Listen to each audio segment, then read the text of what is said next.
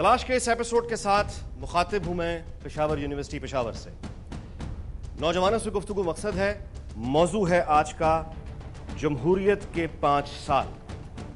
ان 5 سالوں نے عوام کو کیا دیا, کس حد تک یہ جمہوری نظام عوامی توقعات پہ پورا اترا, اور اس ملک کے لوگوں نے آمریت کے خلاف جمہوری جدوجہد میں جتنی تکلیفیں اٹھائیں, جتنی ماریں کھائیں, وہ کسی ایک شہر, کسی ایک صوبے کے لوگ نہیں تھے. وہ اس ملک کے 4 صوبوں کے لوگ تھے. ہر ضلع, ہر تحصیل میں لوگوں نے ماریں کھائی ہیں. ہر ملک کے چپے چپے پہ آپ کو ایسے کارکن ملیں گے, جمہوری کارکن ملیں گے جن کا تعلق کسی بھی پارٹی سے ہو. انہوں نے اس ملک میں جمہوریت کے لیے قربانیاں دی ہیں.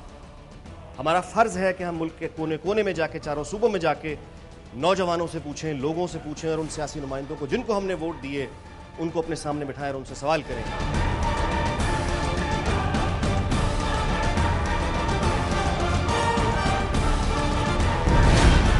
ظاہر ہے یہ پروگرام ریکارڈڈ ہے. میں یہ بتانا ضروری سمجھتا ہوں کہ یہ تمام حاضرین جو یہاں تشریف فرما ہیں اور ہمارے مہمانان گرامی, ان کا بہت خصوصی شکریہ اس لیے کہ اس وقت جب میں آپ سے مخاطب ہوں, باہر یونیورسٹی روڈ پہ گستاخانہ فلم کے خلاف دفاع پاکستان کونسل کا ایک اجلاس ہے. شہر میں اس وقت ہڑتال ہے اور وہ جلوس اس وقت یہاں سامنے سے گزر رہا ہے. جو بھی یہاں پہنچا ہے وہ بہت رکاوٹوں کو عبور کر کے پہنچا ہے. تو سب سے پہلے میں گزارش کروں گا آپ سب سے کہ ہمارے مہمانوں کے لیے پلیز ان کو ویلکم کیجئے.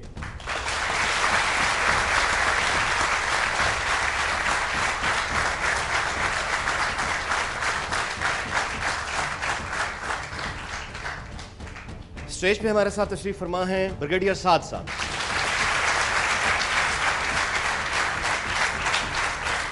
ان کے ساتھ تشریف فرما ہے شازیہ طہماسب صاحبہ, اور ان کے ساتھ جناب سراج الحق.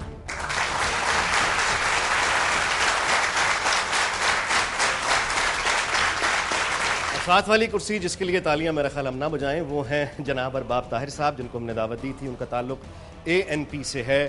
آخری اطلاعات تک ہم ان سے مستقل فون پہ رابطے میں ہیں.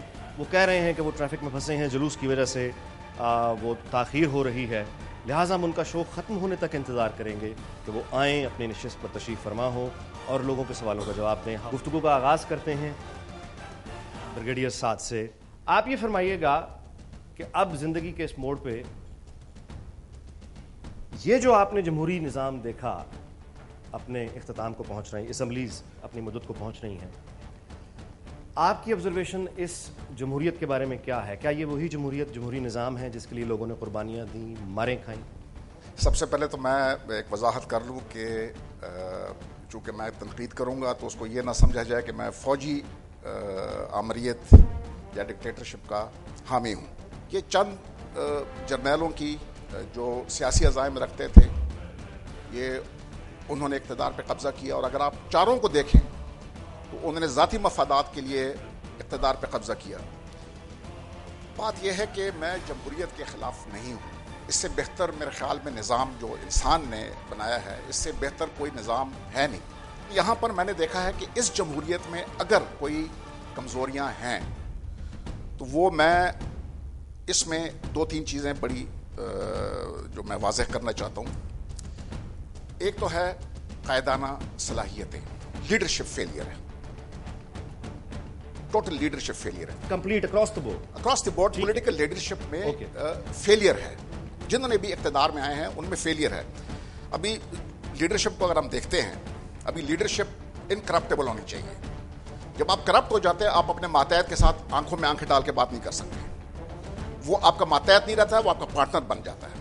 ابھی نیلسن مینڈیلا کا ایک کوٹ ہے, وہ کہتا ہے کہ in times of victory and celebration lead from the rear, and in time of crisis and danger lead from the front. ٹھیک ہے. ابھی مجھے فرنٹ میں آپ لیڈرشپ اکراس دی بورڈ دکھا دیں. آج کل ڈر ہے, کرائسس ہے, سارے پیچھے, کوئی آگے آنے کے لیے جو آتا بھی ہے وہ ایک یا تو کسی بالا حصار میں رہتا ہے یا گاڑیوں کی ایک فوج ہوتی ہے جو اس کے ساتھ چلتی ہے. یہ ایک عام آدمی پہ کیا تاثر پیش کرتی ہے؟ ہی از اے کاورڈ, وہ ڈرا ہوا ہے. جو آدمی ڈرتا ہے وہ لیڈر نہیں ہے. فیملی پالیٹکس ہے. ٹھیک ہے. We are being ruled by certain families جو ایک دوسرے کے ساتھ اقتدار بانٹتی رہتی ہے.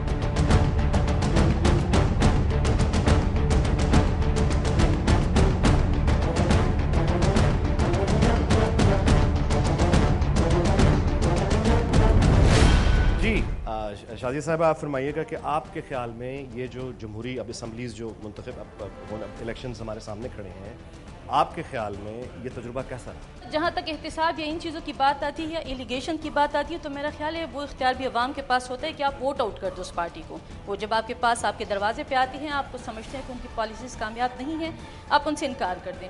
میں یہاں یہ کہنا تھوڑا کلیئر کر دوں کہ اگر یہ لیڈرشپ کی کرائسس ہوتی ہے، لیڈرشپ کی کرپشن ہوتی تو آج لیڈرشپ عدالتوں میں جا کے اس کو فیس نہ کر رہی ہوتی، آج عدالتوں کے فیصلوں کو مان نہیں رہی ہوتی. یہ کریڈٹ پاکستان پیپلز پارٹی کی گورنمنٹ کو جاتا ہے کہ باقاعدہ ہم نے اپنے جو پرائم منسٹر ہے ان کی قربانی دی ہے، لیکن اس کے باوجود ہم نے عدالتی فیصلوں کو تسلیم کیا ہے اور ابھی تک ان کو فیس کرتے چلے آ رہے ہیں.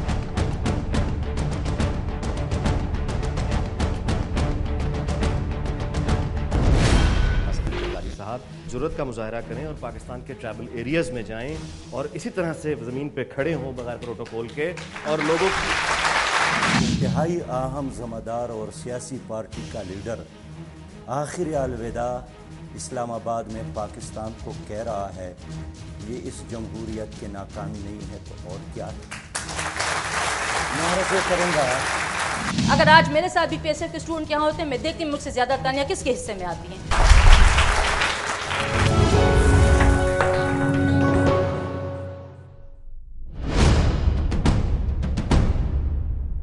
اس سے پہلے کہ میں سراج صاحب سے سوال کروں، میں آپ کو ایک کمپلیمنٹ پے کرنا چاہتا ہوں کہ آپ خاتون ہیں، آپ ایم پی اے ہیں اور آپ ان تمام رکاوٹوں کو دور کر کے عبور کر کے ہمارے ساتھ تشریف فرما ہیں.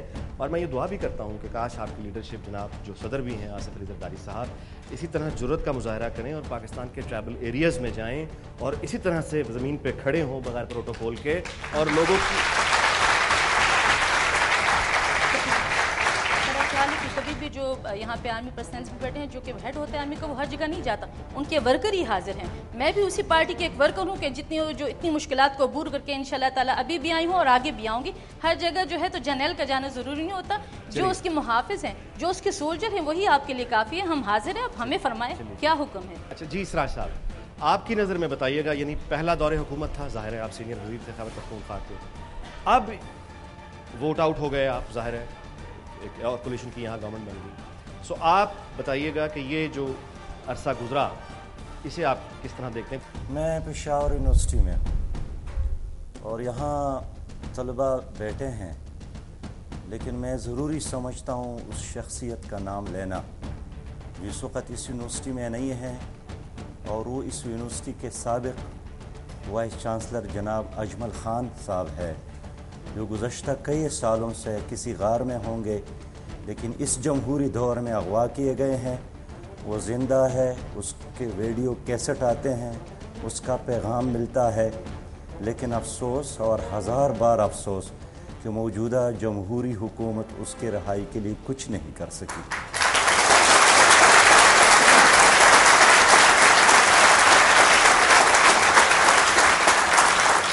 جناب اختر منگل کی جنہوں نے نواز شریف سے مل کر کہا تھا کہ ہمیں گلے مل کر ایک دوسرے سے جدا ہونا چاہیے اور لڑ بڑھ کر خون بہا کر بلوچستان کو اگر آزاد ہونا ہے تو نہیں ہونا چاہیے. اس کا مطلب یہ ہے کہ 4 سالہ جمہوری دور میں پاکستان اس مقام تک پہنچا ہے.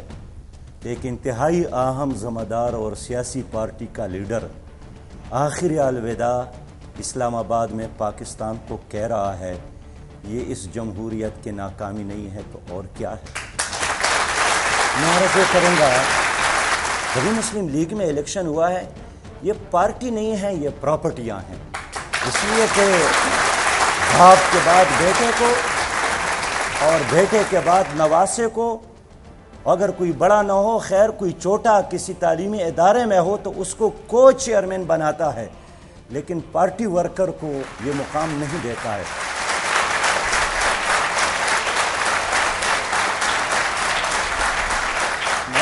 عرض کرنا چاہتا ہوں کہ آج بھی میں دفاع پاکستان کونسل کے قائدین کے ٹرک سے اتر کر میں نے آنے کے لیے کوئی اور چیز نہیں ہوئی تو موٹر سائیکل پر سوار ہو کر اپنے دوست کے گھر گیا اور اس نے مجھے یہاں تک پہنچایا. اس لیے پاکستان کی بقا کا ایک ہی راستہ ہے اور وہ جمہوریت ہے جو اسلام کے دائرے کے اندر ہو.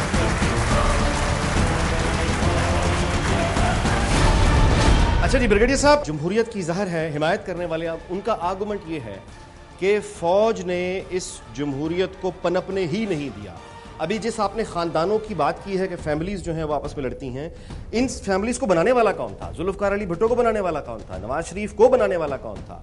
और इनकी अपनी फैमिलीज़ के अंदर जिस तरह ये पार्टीज़ को अपनी चलाते हैं, अगर वो रवैया डिक्टेटरशिप का है तो वो रवैया डिक्टेटर्स का उन्होंने सीखा किससे था? मैं बिल्कुल आपके साथ इस पे इत्तेफाक करता हूँ कि फ़ौज ने जमहूरियत को नुकसान पहुँचाया है इस मुल्क में, लेकिन इसमें आप जमहूरी जो कायदीन हैं, जमहूरी पार्टियाँ जो हैं, उन्होंने भी ये मौका फ़ौज को दिया है, एक ऐसे माहौल फ़ौज को दिया है कि अगर वो इक़्तिदार पे कब्ज़ा कर लें तो लोगों में कोई इतनी ज़्यादा तशवीश नहीं होती है, उसकी इतनी मुज़ाहिमत नहीं होती है शुरू में जब आप देखा जाए. जी शादिया साहब, क्या फरमाएंगे आप? बात सही भी है, लेकिन तमाम सियासी जमातें नहीं, कुछ ऐसी सियासी जमातें हैं जिन्होंने महज बुग़्ज़ मुआविया में डिक्टेटरशिप को खुश आमदेद कहा और बाद में जब उसके असरात उन पे भी पड़ने लगे तब वो चिल्ला उठे.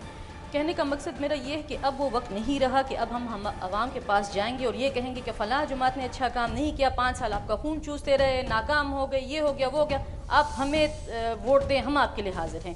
नहीं, यही अवाम अब आपसे ये पूछेगी कि ठीक है 5 साल अगर आप अपोजिशन में रहें या आपने इलेक्शन में हिस्सा नहीं लिया, आप आउट रहे हैं, लेकिन ये गलियों कूचों की सियासत के अलावा, रोडों के धरनों के अलावा आपने और किया क्या है? कभी आपने वो इशूज़ अवाम के उठाए हों फोरम पे कि जिनकी ज़रूरत आपको अभी यहाँ मीडिया पे बैठ के हुई है? अगर जमात इस्लामी की बात करें तो क्या उनमें ये विरासती सियासत नहीं थी कि काजी हुसैन अहमद साहब खुद भी थे पार्टी में, उनकी बेटी समिया राहिल काजी भी MNA थी, वो भी पार्टी के एक अहम पोजीशन में खास. देखें, अगर किरदार कशी पे बात होगी तो मैं ये समझती हूँ कोई सुनने के लिए तैयार नहीं है. मैं तालियों की सियासत पे यकीन नहीं रखती, मैं वोट की सियासत पे यकीन रखती हूँ. अगर आज मेरे साथ भी PSF के स्टूडेंट यहाँ होते हैं, मैं देखती हूँ मुझसे ज़्यादा तालियाँ किसके हिस्से में आती हैं, लेकिन मैं उन चीज़ों पे यकीन नहीं रखती.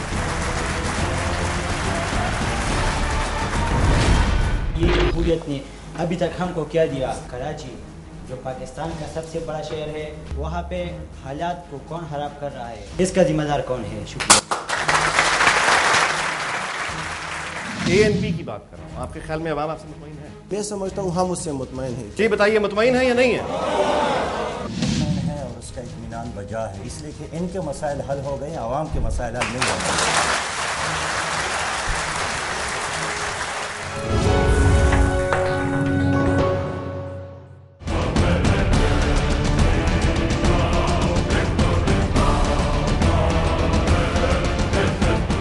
आपकी नज़रों से वो खबर गुजरी होगी कि इलेक्शन कमीशन ऑफ पाकिस्तान एक प्रपोजल बना के लॉ मिनिस्ट्री को भेजा है, जिसमें प्रपोज ये किया गया है कि लेजिस्लेशन हो इस पे कि हर वो पोलिंग स्टेशन जहां पे ख़वातीन के वोट्स 10% से कम कास्ट हुए हैं, उस इलेक्शन को कैंसिल कर दिया जाए.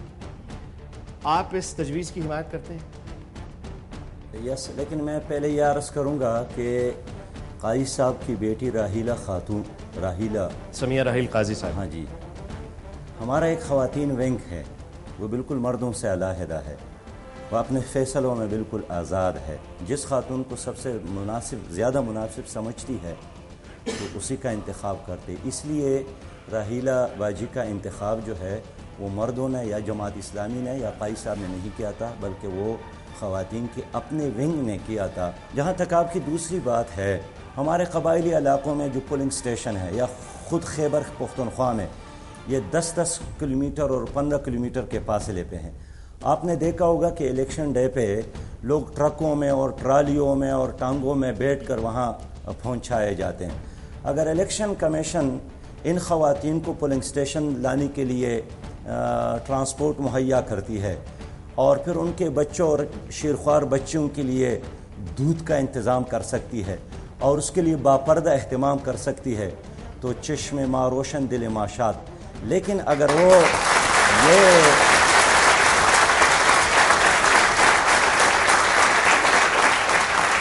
और जब आप ख़वातीन को पाबंद करते हैं तो पाकिस्तान में तो 33% वोट इस्तेमाल होता है, तो ख़वातीन से पहले तो आप मर्दों को क्यों पाबंद नहीं करते हैं कि 33 की बजाय आप 100% वोट क्यों इस्तेमाल नहीं करते? बहुत सारे ऐसे ममालिक हैं जिसका मैं मिसाल दूंगा. 20-20 और 40-40 लाख से ज़्यादा पाकिस्तानी मौजूद है जो कमा कर पाकिस्तान को भेज रहे हैं. उनके लिए ओवरसीज़ पाकिस्तान के लिए वोट का इंतज़ाम करना चाहिए. अब तक उन्होंने कोई इस तरह इंतज़ाम नहीं किया है और उन लोगों का मुतालिबा ये है कि हमारे लिए इंतज़ाम किया जाए. जी फरमाइए, आप में से कोई सवाल? अस्सलाम वालेकुम। वालेकुम मेरा नाम सलाम। साद है। मेरा सवाल शाहिद अहमद साहिबा से है कि कराची जो पाकिस्तान का सबसे बड़ा शहर है, वहाँ पे हालात को कौन खराब कर रहा है? ये जमहूरियत ने अभी तक हमको क्या दिया? कराची में एक पार्टी कह रही है कि ये एनपी का काम है, दूसरी पार्टी जो एमक्यूएम है वो कह रही है कि ये एनपी कर रही है, एनपी वाली एमक्यूएम पे ब्लेम लगा रही है और एमक्यूएम वाली एनपी पे ब्लेम लगा रही है। तो हुकूमत का इसका क्या किरदार है? इसका जिम्मेदार कौन है? शुक्रिया।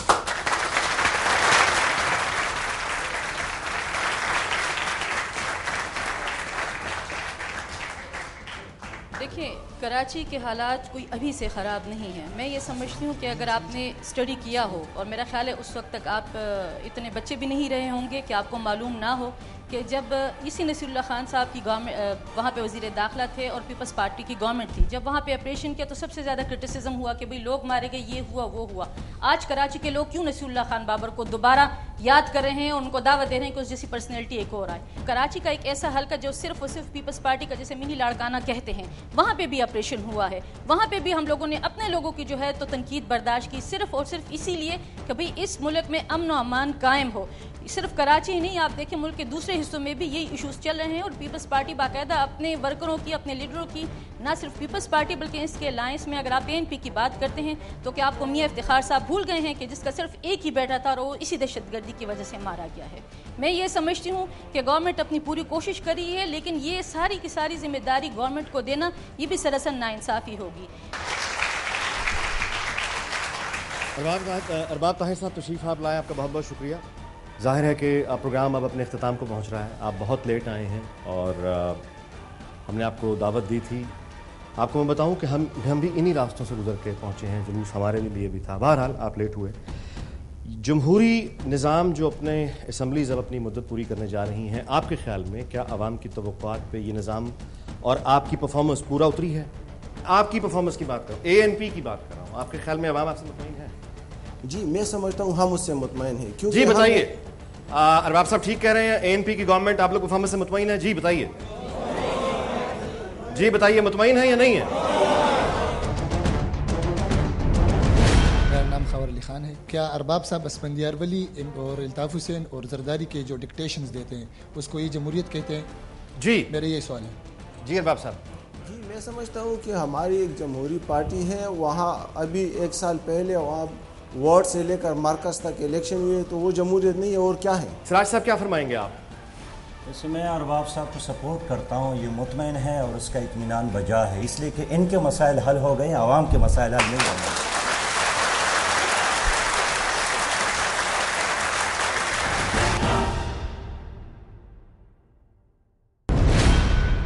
इस शहर को या इस सूबे को ये जो पाकिस्तान में तब्दील हो गया है पूरा रीजन, इसमें इसे जो है ना कभी इनको छुटकारा भी मिलेगा कि नहीं?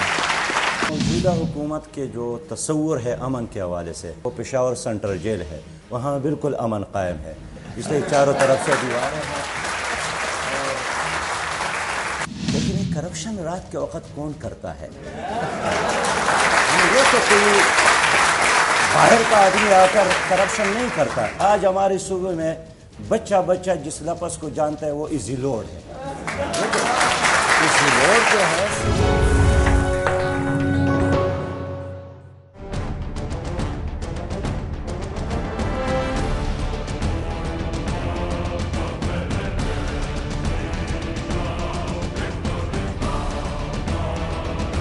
इस जमहूरियत से हमें क्या मिला? लोड शेडिंग रोज़ बरोज़ दिन ब दिन बढ़ती जा रही है, उसके लिए मतलब आबादी की शरह बढ़ती जा रही है। इस लिहाज से इनको तो प्लानिंग करनी चाहिए ना। आबादी बढ़ाने में सियासी जमातों का किरदार नहीं ना है, लेकिन मजहबी जमातों से हम पूछ नहीं सकते आबादी के बारे में, वरना उस पर भी फितवे लग सकते हैं। मेरी मैडम साहब से ये दरख्वास्त है कि उसने कहा कि इस जमहूरी दौर में मियां इफ्तिखार साहब का बेटा मारा गया, जो कि भी काबिल अफसोस है, लेकिन इस मियां इफ्तिखार साहब की हुकूमत ने ऑपरेशन के जरिए 35,000 लोगों को मार डाला। इसकी जिम्मेदार कौन है? इसकी जिम्मेदार जब इन्हीं लोगों के साथ हम लोगों ने स्वात में एक अमन मुआहिदा किया तो सबसे ज़्यादा क्रिटिसिज्म सिविल सोसाइटी से और इंक्लूडिंग मीडिया के भी कुछ चैनल्स पे हुआ कि भाई आप दहशतगर्दों के साथ किस तरह से जो है तो अमन मुआहिदा साइन करें, आप क्यों ये कर रहे हैं, आप क्यों, और उसमें बाकायदा जो हमारी आप सब सिविल सोसाइटी है वो शामिल थी। जब इन्हीं के खिलाफ ऑपरेशन हो तो आज हमें आप मुआर्दिम इल्ज़ाम ठहरा रहे हैं।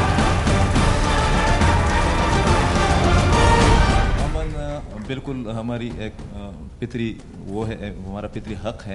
جو ہمارا معاشرہ ہے میرے خیال میں یہ تمام اسٹوڈنٹس کو پتہ بھی ہے. آج بھی ہم پشاور میں گھوم کر آئے ہیں جس طریقے سے آئے ہیں، یہ تو کسی مہذب شہر کا ماحول جو ہے نا وہ دکھائی نہیں دے رہا. جس طریقے سے ہماری شائستگی ہماری ختم ہو رہی ہے، جس طریقے سے تشدد کے رجحانات ہم میں آ رہے ہیں، تو مسئلہ یہ امن کے حوالے سے میں یہ بتانا چاہ رہا ہوں کہ یہ اس پشاور شہر میں 50 کے قریب چیک پوسٹ ہیں.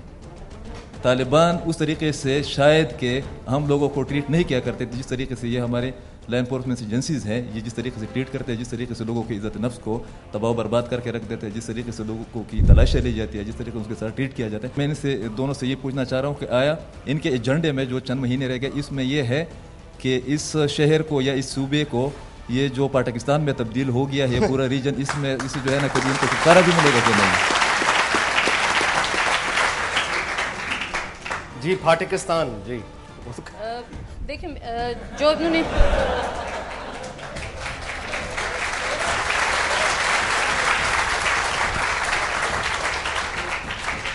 دیکھیں میں یہ سمجھتی ہوں کہ یقیناً یہ سچویشن اگر آپ دیکھیں تو کبھی کبھار ہمارے لیے بھی مسئلے کا باعث بن جاتی ہیں. میں سمجھتی ہوں کہ مجھ سے تو اچھے سراج الحق صاحب ہیں، ان کا ایک دوست ہے جن کے ساتھ موٹر سائیکل ہے. میرا تو کوئی دوست بھی نہیں ہے، اور اس کے ساتھ اگر ہو بھی تو اس کے ساتھ موٹر سائیکل نہیں ہے. میں پبلک ٹرانسپورٹ میں یہاں آئی ہوں. ابھی جاتے وقت بھی یہی سوچوں گے خدایا کیسے جائیں گے. اگر آپ لوگ مجھے ڈراپ دے دیں تو میں مشکور ہوں گی آپ کی. اس کے بعد یوں نظر ان چیزوں سے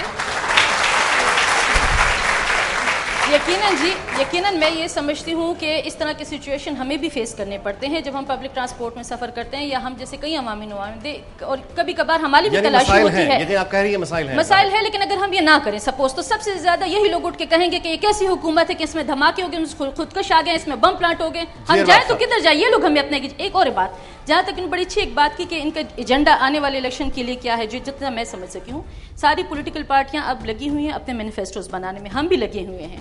میرا خیال ہے ایک چیز تو ہمارے کریڈٹ میں جاتی ہے کہ ہم نے نیشنل سیکیورٹی جیسے ایشوز کو پارلیمنٹ میں لے آئے ہیں. ان کیمراز وہ پروسیڈنگ تھی، لیکن بہرحال ہم نے اس چیز کو ڈسکس کیا جس پہ ابھی تک کسی حکومت نے بات نہیں کی. لیکن باقاعدہ یہ ہمارے مینیفیسٹو میں بس ختم کروں جی، یہ باقاعدہ ہمارے مینیفیسٹو میں شامل ہے، اور انشاءاللہ تعالیٰ آپ ہو سکتے الیکشن سے پہلے دیکھ لیں کہ سیکیورٹی کا جو یہ ایشو ہے اس کو ہمارے مینیفیسٹو میں باقاعدہ میجرز کے ساتھ جو ہے ارباب صاحب فرمائیے گا. جی بدقسمتی سے جنہوں نے میرے بھائی نے اس کی طرف اشارہ کیا، آج پاکستان اس لیے یہاں پر ہے کہ ہمیں 3 حصوں میں تقسیم کیا گیا.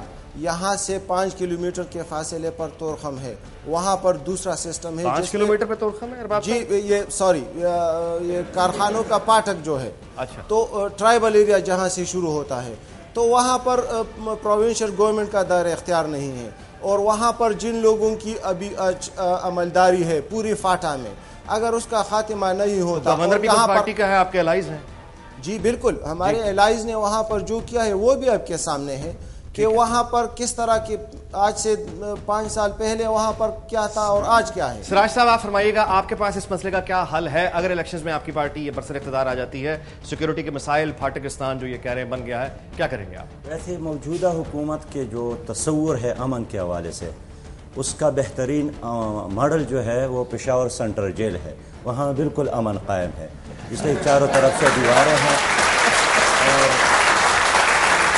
اس طرح امن ساتھ یار میں ایک دوسری بات کرنا چاہتا، چلے دہشت گردی ہے، دہشت گردی کرتا ہے، اغواکار جو ہے وہ اغوا کرتا ہے، چور چوری کرتا ہے، وہ ذمہ دار کوئی اور ہے. لیکن یہ کرپشن رات کے وقت کون کرتا ہے؟ یہ تو کوئی باہر کا آدمی آ کر کرپشن نہیں کرتا. آج ہمارے صوبے میں بچہ جس لفظ کو جانتا ہے وہ ایزی لوڈ ہے. ایزی لوڈ جو ہے سیاست کا ایک نیا اصطلاح ہے.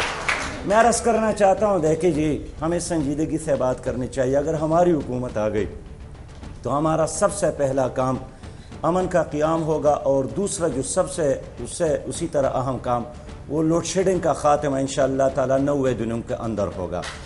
اور جب میں بات کرنا چاہتا ہوں، آپ خود دیکھتے ہیں کہ بچوں کو اگر دودھ کی ضرورت ہے تو 2008 میں دودھ کی قیمت 40 روپے فی کلو اب 70 پہ چلا گیا. پیٹرول 62 روپے پہ تھا، اب 116 پہ چلا گیا. اس طرح آٹا جو ہم سب کھاتے ہیں، یونیورسٹی والے کھاتے ہیں، عام آدمی بھی کھاتے ہیں، 215 کا تیل اب 620 میں ملتا ہے. تو میں سمجھتا ہوں کہ ٹھیک ہے کچھ کام جو ہے وہ CIA نے خراب کیا ہوگا, KGB نے خراب کیا ہوگا, تو یہ جو گھر کے اندر کرپشن, اور میں بات دلیل سے کرتا ہوں, پاکستان کا اپنا افسر ہے جنرل ریٹائر فصیح بخاری صاحب, ایڈمرل ہے یا جنرل تھے؟ ایڈمرل جی, اس نیب کا ڈائریکٹر ہے, اس نے خود فرمایا ہے کہ روزانہ 8 ارب روپے حکومت کرپشن کرتی ہے. تو اگر کرپشن سے بھی حکومت توبہ کر لے تو میں سمجھتا ہوں کہ ہمارے تمام مسائل حل ہو سکیں.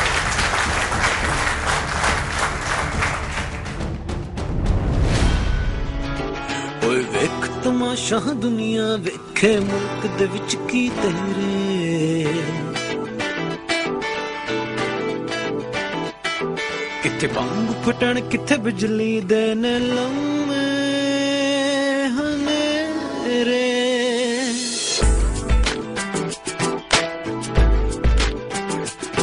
ایتھے لوکی بھکھے مردے نے ایتھے وسدے نے وڈیرے,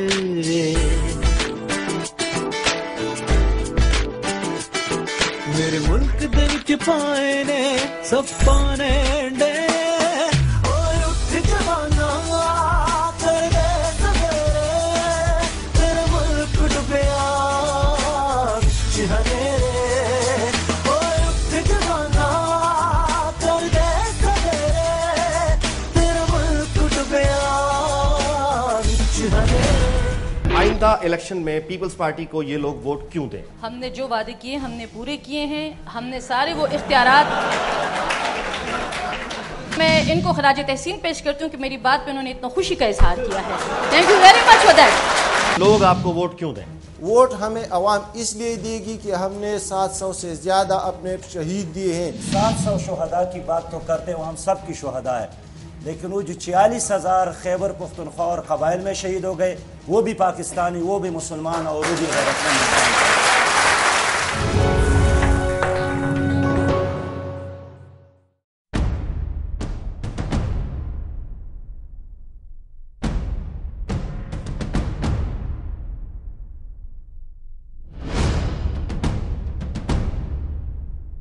امن و امان کی صورتحال ہے, لا اینڈ آرڈر کی صورتحال ہے, ٹیررزم ہے, اور اس کو پھر ظاہر ہے کہ کنٹرول کرنے کے لیے ایکسٹراڈنری میجرز لیے جا رہے ہیں سیکورٹی کے. اگر فوج, خطرناک لفظ, میں خطرناک سوال کرنے جا رہا ہوں, آپ کے خیال میں اگر یہاں فوجی حکومت ہوتی تو اسے کیسے کنٹرول کرتی؟ میرے خیال میں یہی صورتحال ہوتی ہے. اس وقت بھی سیکیورٹی جو ہے فاٹا میں تو تقریباً ہر ایجنسی میں فوج موجود ہے, ساتھ پیرا ملٹری بھی موجود ہے, تو میرے خیال میں ان کے پاس بھی یہی ذرائع ہیں جو وہ ہے. اس مسئلے کو ہم بڑے مائکرو لیول پہ دیکھ رہے ہیں, اس کو تھوڑا سا اوپر جا کے ہمیں دیکھنا چاہیے. لیکن شارٹ اینڈ کرسپ, شارٹ میں بات بتاؤں گا. ہماری ایک انٹیگریٹڈ پالیسی ہونی چاہیے ٹورڈز ٹیررزم اینڈ انسرجنسی. جب تک ہم اس کو اس لیول پہ نہیں دیکھیں گے, ہمیں وجوہات معلوم کرنی پڑیں گے کہ اس آدمی نے ہتھیار کیوں اٹھایا ہے, یہ کیوں شورش ہے اس ملک میں. اس میں کوئی 10 سے 15% افغانستان کا ایک فال آؤٹ ضرور ہے ہمارے ملک کے اوپر, لیکن تقریباً 80-85% ہمارے ملک کا اندرون ہے. عام آدمی کو اس کا حق نہیں دیا جا رہا ہے, اس کو تعلیم نہیں دی جا رہی, اس کو روزگار نہیں دیا جا رہا ہے. سوات میں اگر آپ دیکھ لیں تو یہ ایک سیدو شریف میں ایک کالج تھا جو والی کے زمانے میں تھا, وہی ابھی تک چل رہا تھا, شاید ابھی ایک آدھ اور کہیں بن گیا ہو. تو میرے خیال میں جب تک ہم ایک انٹیگریٹڈ اپروچ نہیں ڈالیں گے, ایک تھنک ٹینک نہیں بنے گا جو اس کے محرکات کے پیچھے جائے گا اور ان ایشوز کو ایڈریس نہیں کیا جائے گا, تو میرے خیال میں 90 دن میں یا 70 دن میں ختم ہونے والا معاملہ نہیں ہے, اس کے اوپر ٹائم لگے گا.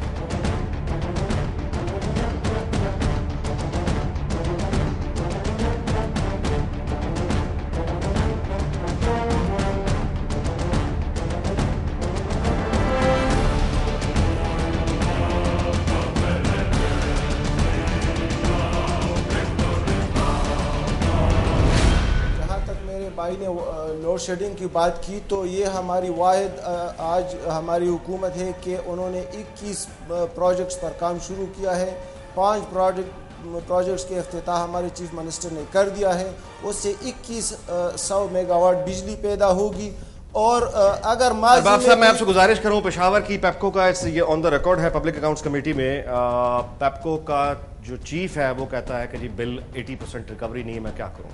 اور میاں افتخار صاحب یہ کہتے ہیں کہ ٹھیک ہے بجلی آتی نہیں تو بل کیوں دیں, آپ تو سارے ہیں. دیکھیے جی, یہ وابڈا کی رسپانسبلٹی,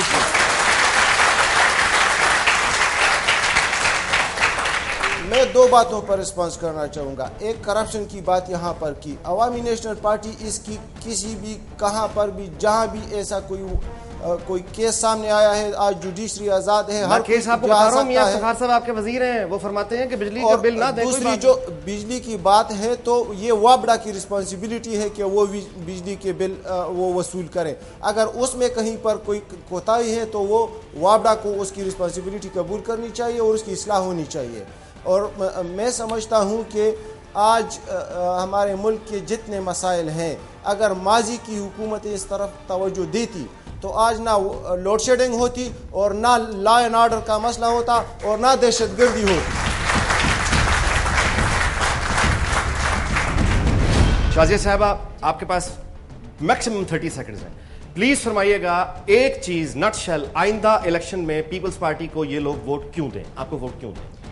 جی بالکل, ہم نے جو وعدے کیے ہم نے پورے کیے ہیں. ہم نے سارے وہ اختیارات جی فرمائیے. ان کی خوشی کے لیے میں بہت خوش ہوں. میں ان کو خراج تحسین پیش کرتی ہوں کہ میری بات پہ انہوں نے اتنا خوشی کا اظہار کیا ہے. Thank you very much for that. ابھی میری بات 30 سیکنڈ پورے نہیں ہوئے سر. دیکھیں, ایک واحد خاتون کو تھوڑا اتنا تو ٹائم دے, سننے کا تو موقع دے. اور دوسرا میں یہ سمجھتی ہوں کہ اگر آپ دیکھیں NFC ایوارڈ ہمارا ہو گیا, 98ویں ترمیم ہماری ہوگی. ایسے اچیومنٹس ہے کہ جو ہم نے بات کی ہم نے اس کو اچیو کیا. اس صوبے کو ہم نے اس کا نام دیا جو اس کا حق تھا. اور یہ کیا بات ہوئی کہ اگر حکومت آئے گی تو ہم امن و امان قائم کریں گے. آپ مفادات کی سیاست کرتے ہیں, موجودہ حکومت میں اپنا کردار ادا کریں اور آپ امن قائم کریں تو تب میں آپ کو مانوں گی.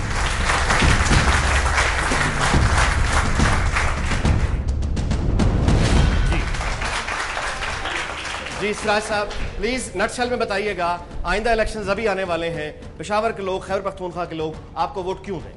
اس لیے کہ ہمارے ساتھ دیانتدار ٹیم ہے اور باصلاحیت ہے. اگر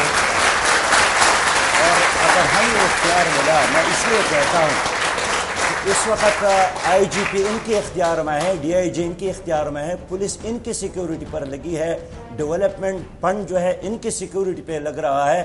یہ سارا فنڈ میں ہم عوام کے لیے استعمال کریں گے اور آپ دیکھیں گے انشاءاللہ تعالیٰ کہ خیبر پختونخوا دنیا بھر کے لیے امن کا ایک ماڈل بنے گا.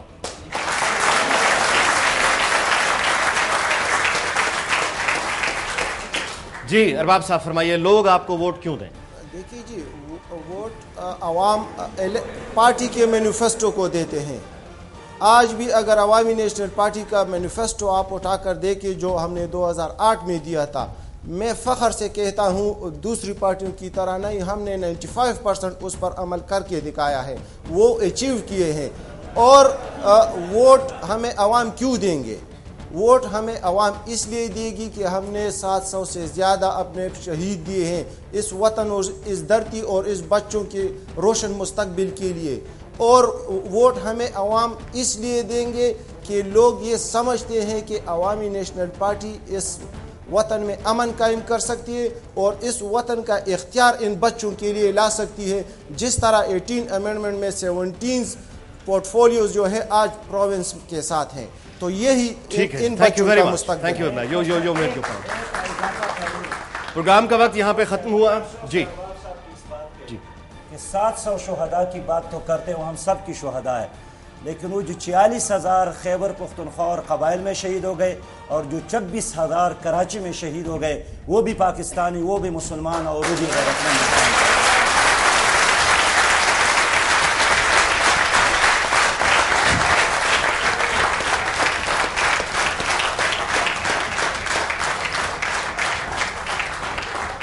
پروگرام کا وقت یہاں ختم ہوا. جی اجازت آپ سے چاہتے ہیں. آپ سب مہمانوں کا بہت بہت شکریہ, آپ نے وقت نکالا, آپ تشریف لائے, حالات مشکل تھے. آپ سب کا بھی بہت شکریہ کہ آپ یہاں تشریف لائے, ہماری گفتگو ہماری محفل میں شریک ہوئے. اینڈ نوٹ پہ صرف دو گزارشات کرنا چاہوں گا, شاید کہ تیرے دل میں اتر جائے میری بات. 2 باتیں جن پر سب سے زیادہ آج میں نے دیکھا جذبہ نوجوانوں کے چہرے پہ, وہ اس وقت تھا جب سراج صاحب نے فرمایا کہ وہ ایک ریلی پہ جا رہے تھے, گاڑی نہیں تھی ان کے پاس, انہوں نے ایک دوست کی, وہ موٹر سائیکل پر بیٹھے, لفٹ لی اور یہاں آئے. سب سے زیادہ خوشی نوجوانوں کے چہرے پہ تب تھی